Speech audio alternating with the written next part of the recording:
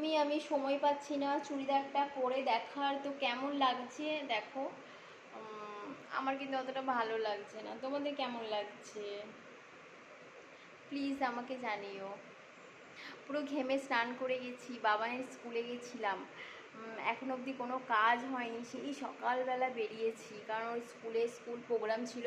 কাল 2 অক্টোবর মহাত্মা গান্ধী জয়ন্তী, কিন্তু আজকে ওর স্কুলে 1 তারিখে সেলিব্রেশন হয়েছে। তো সেই 7:30টার সময় গেছি।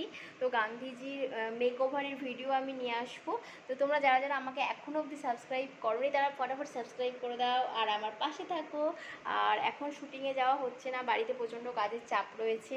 আর তোমাদের সাথে আরও কিছু কথা আমি অবশ্যই শেয়ার করব, সেগুলো কি আস্তে আস্তে শেয়ার করব।